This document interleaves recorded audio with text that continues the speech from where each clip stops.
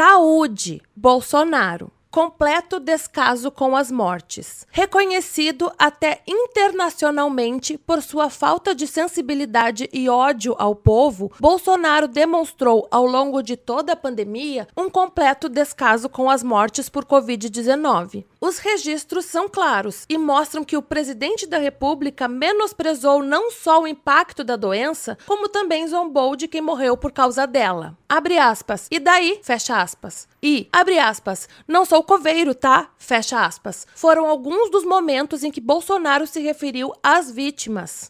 Ultrapassou o número de mortes da China. E daí? Tem mais de 300 mortes. Quantas mortes o senhor acha que é cara, quem fala de eu não sou coveiro, tá vendo? Presidente, mais uma coisa. Como foi a reunião do Ministério da Saúde? Eu não sou coveiro. Condolências faltaram. Nunca se prestou a lamentar pela morte de ninguém. Entre outras manifestações absurdas, destaca-se o fato dele ter, 2 vezes, em tom de chacota, imitado uma pessoa sofrendo por falta de ar. Com total falta de respeito aos jornalistas e às vítimas da Covid, Bolsonaro diz que jornalista bundão tem menos chance de sobreviver à doença. Que o pessoal da imprensa vai pro deboche. Mas quando pega num bundão de vocês, a chance de sobreviver é bem menor. 19 de maio, 271.628 casos acumulados e 17.971 mortes. O presidente da República concedeu entrevista ao jornalista blogueiro Magno Martins. Fez um trocadilho ao aconselhar que pessoas identificadas com a direita usassem cloroquina, enquanto as de esquerda devem tomar tubaína. Quem é de direita toma cloroquina. Quem é de esquerda toma tubaína. 10 de novembro, 5.700.044 casos acumulados e 162.829 mortes. O presidente Jair Bolsonaro disse que o Brasil tem que deixar de ser um país de maricas, termo pejorativo para se referir a homossexuais. Tudo agora é pandemia. Todos nós vamos morrer um dia. Aqui todo mundo vai morrer. O Sérgio vai morrer um dia. Né, Sérgio? Não adianta fugir disso, fugir da realidade. Tem que deixar de ser um país de maricas. 17 de dezembro, 7.110.434 casos acumulados e 184.827 mortes. Abre aspas. Se tomar vacina e virar jacaré, não tenho nada a ver com isso. Fecha aspas. Se você virar um jacaré, é problema de você, pô. Não vou falar outro bicho que ele pensar que falar besteira aqui, né?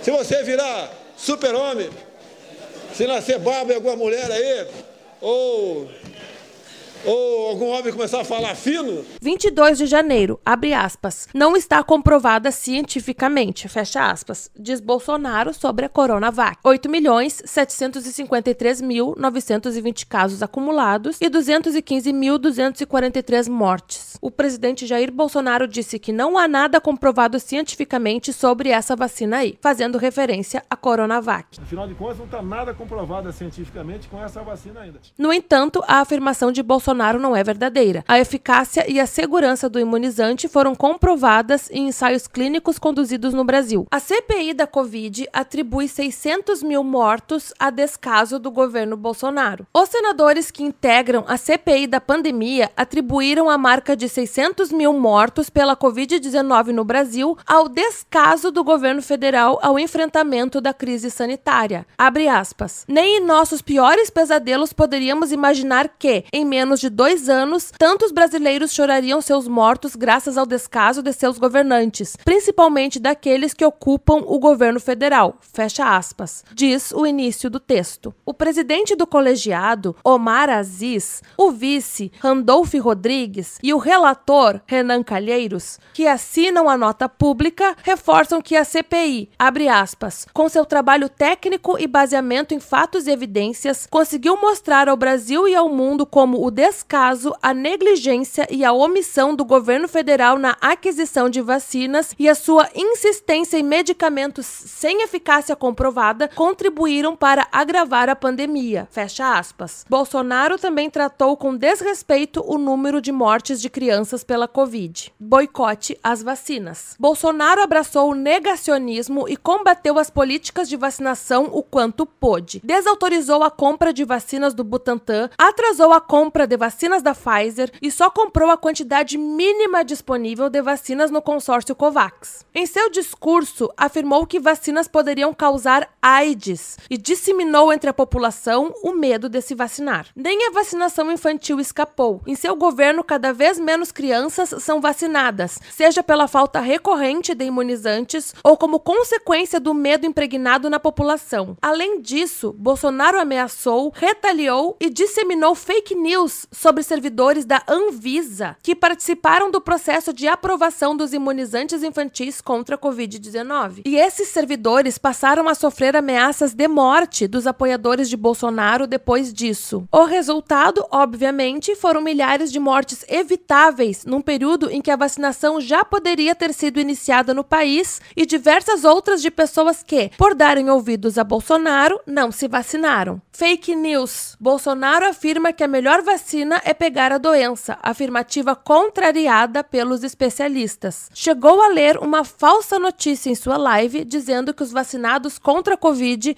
estavam desenvolvendo AIDS. Também minimizou o número de mortes infantis, dizendo ser quase zero. Promoção de medicamentos ineficazes. Acreditando em notícias falsas e pessoas sem qualquer qualificação, além de médicos negacionistas e cientistas picaretas, Bolsonaro ofereceu cloroquina até para as emas do Palácio do Planalto. Durante a pandemia, o presidente da República gastou recursos públicos em sua campanha pelo uso de medicamentos ineficazes enquanto boicotava todas as medidas reconhecidamente eficazes do combate à Covid, como distanciamento social, o uso de máscaras e, principalmente, e que se provou fatal, a vacinação. Em meio a cloroquina, ivermectina e todo o resto do kit Covid, somos hoje o país com mais mortes per capita por Covid dentre os membros do G20. Bolsonaro segue alheio à ciência e continua defendendo a cloroquina, ivermectina e imunidade de rebanho, entre outros. Segundo o Deutsche Welle, em uma matéria publicada em setembro de 2021, o Brasil é um dos poucos países do mundo cujo governo ainda promove o descreditado tratamento precoce, que consiste em drogas ineficazes contra a Covid-19, como cloroquina e ivermectina, em detrimento das vacinas. Bolsonaro segue defendendo essas drogas mesmo após diversos estudos mostrarem sua ineficácia. Nos Estados Unidos, o governo do presidente Donald Trump chegou a promover a cloroquina em 2020, mas logo abandonou políticas nesse sentido e investiu pesadamente em vacinas. Hoje, o tratamento precoce só é defendido mundo afora em círculos conspiracionistas e de extrema direita. Lula. Foi em 26 de abril de 2004 que Lula oficializou em todo o país o Serviço de Atendimento Móvel de Urgência, a SAMU, assinando o Decreto 192 em São Bernardo do Campo, no ABC Paulista. Naquele dia, ele também participou da entrega do lote de 480 ambulâncias que seriam integradas ao sistema estabelecido por ele até o final de junho. Conforme noticiado pelo Estadão na época, a ideia do governo federal era investir milhões em equipamentos para atendimento de urgência em 1.700 municípios. Nos governos Lula e Dilma, foram construídas 4.200 unidades básicas de saúde, UBS, e ampliadas ou reformadas outras 11.400. Foram lançadas ainda as unidades de pronto atendimento, UPAs, com a construção de 449 delas. E pesquisas apontam que o Bolsa Família, projeto social instituído por Lula, reduziu 17% da mortalidade infantil. E no governo Dilma, também do PT, foi lançada a Farmácia Popular. Começou distribuindo de graça remédios para diabetes e pressão alta. Em 2012, medicamentos para asma foram incluídos. Em 2016, o total de beneficiados passava de 30 milhões. Em 2017, Temer extinguiu o programa. Durante o governo Lula, o Brasil passou pela epidemia de H1N1. Em 2010, o país foi o que mais vacinou cidadãos contra H1N1 pelo sistema público no mundo. A gripe A foi considerada uma pandemia global até agosto daquele ano e matou 2.100 brasileiros. As primeiras vacinas começaram a ser desenvolvidas no segundo semestre de 2009. Nesse mesmo ano, o presidente Lula liberou 2,1 bilhões de reais para aquisição de vacinas, insumos, material de diagnóstico, equipamentos de hospitalização e ampliação dos leitos de UTI, além de determinar a ampliação dos turnos nas unidades de saúde. Para garantir o acesso do país aos imunizantes, o governo Lula fechou parceria com 3 laboratórios: GlaxoSmithKline, Sanofi Pasteur e Novartis. Por intermédio do SUS, os estados receberam 1,9 milhão de kits para o tratamento da gripe H1N1, produzidos pela Fiocruz, quantidade suficiente para tratar 38 vezes o número total de casos graves registrados no ano anterior, 48.978 pessoas. 500 mil desses kits foram encaminhados para a rede Farmácia Popular, e o Ministério da Saúde manteve pronto um estoque de 20 milhões de kits para serem utilizados no caso da pandemia atingir o pior cenário possível. O governo federal também iniciou uma campanha para desmentir boatos sobre a presença de níveis tóxicos de mercúrio na vacina e rebater a falsa alegação de que o imunizante causava síndrome de Guillain-Barré. Em março de 2010, o governo federal iniciou a campanha de vacinação. Em apenas 3 meses, utilizando as vacinas adquiridas e os novos lotes fabricados pelo Instituto Butantan, o Brasil conseguiu vacinar 92 milhões de pessoas, ultrapassando com ampla margem a meta em relação ao público-alvo.